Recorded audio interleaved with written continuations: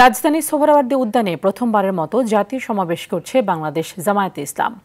সকাল 10টা থেকে শুরু হবে সমাবেশের আনুষ্ঠানিকতা, তবে মূল অনুষ্ঠান শুরু হবে বেলা 2টায়।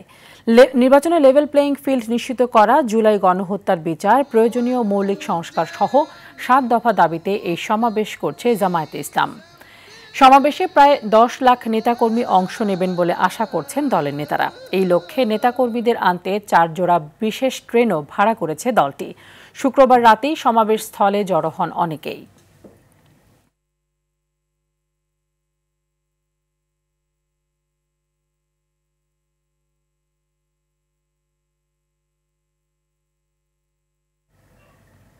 রাজধানী বাংলা মোটর থেকে সরাসরি যুক্ত হচ্ছেন সহকর্মী জিএম মাহমুদ।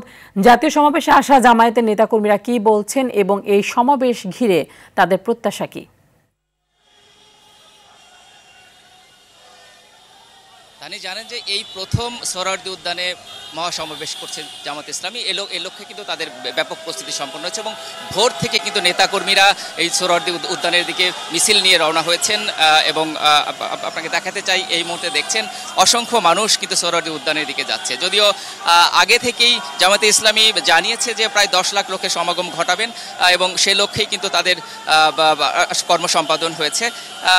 আমরা দেখেছি ভোর থেকেই ছোট বড় বিভিন্ন মিছিল নিয়ে এবং বিভিন্ন স্লোগানে তারা কিন্তু এই মহাসমাবেশে যাচ্ছেন। যদিও 7 দফা দাবি নিয়ে তারা কিন্তু এই মহাসমাবেশ করছেন এবং জাতীয় সংসদ নির্বাচন যাতে সুষ্ঠু, নিরপেক্ষ এবং অবাধ হয় সেই লক্ষ্যেই তাদের এই দফাগুলো, এমনটি তারা জানিয়েছেন, যেখানে রাষ্ট্রীয় সংস্কার, পিয়ার পদ্ধতিতে নির্বাচন এবং জুলাই সনদ বাস্তবায়ন সহ এরকম 7টি দফা তারা দিয়েছেন।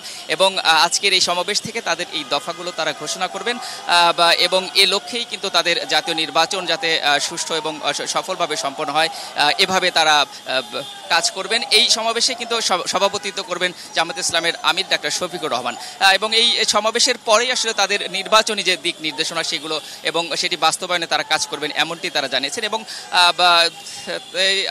জামায়াতে ইসলামের নেতাকর্মী এবং সমর্থকরা কিন্তু এই আজকের মহাসমাবেশ ঘিরে উচ্ছ্বসিত এবং তারা আশাবাদ ব্যক্ত করছেন যে তাদের যে মতাদর্শের এবং তাদের যে পছন্দের স্বপ্নের বাংলাদেশ গড়ার সেই প্রত্যয় তারা এগিয়ে যাচ্ছেন, এমনটি তারা কিন্তু বলেছেন। আপনারা দেখছেন কিন্তু বিভিন্ন স্লোগানে তারা কিন্তু এগিয়ে যাচ্ছেন এবং তাদের দলের পক্ষে এবং একটি অবাধ, সুষ্ঠু, সুন্দর নির্বাচন যাতে অনুষ্ঠিত হয় এই প্রত্যাশায় কিন্তু তারা বলেছেন। তাদের সাথে আমাদের কথা হয়েছে এবং যেহেতু এই প্রথম আসলে এরকম একটি মহাসমাবেশ তারা করতে পারছেন, এই বিষয়টি নিয়ে তারা আসলে বেশ উচ্ছ্বাস প্রকাশ করেছেন। এবং আপনাকে জানিয়ে রাখি যে মূল আনুষ্ঠানিকতা কিন্তু দুপুর 2টায় শুরু হবে, যদিও সকাল 10টা থেকেই আনুষ্ঠানিকতা শুরু করার কথা রয়েছে। আমরা জেনেছি যে কুরআন তেলাওয়াতের মধ্য দিয়ে সকাল 10টায় শুরু হবে আসলে আনুষ্ঠানিকতা এবং এরপর হামদ পরিবেশন করা হবে। যদিও দুপুর 2টা থেকে আসলে কেন্দ্রীয় নেতৃবৃন্দ তারা বক্তব্য দিবেন বা আমরা কিন্তু এমনটি জেনেছি। আমরা পরবর্তী সংবাদে নিশ্চয়ই তানি সমাবেশ স্থল থেকে আসলে সেখানকার সর্বশেষ যে অবস্থা আপনাকে জানাতে পারবো। তো এই ছিল আমার কাছে এখনকার মতো সমাবেশ ঘিরে যে আপডেট। তানি, ধন্যবাদ আপনাকে।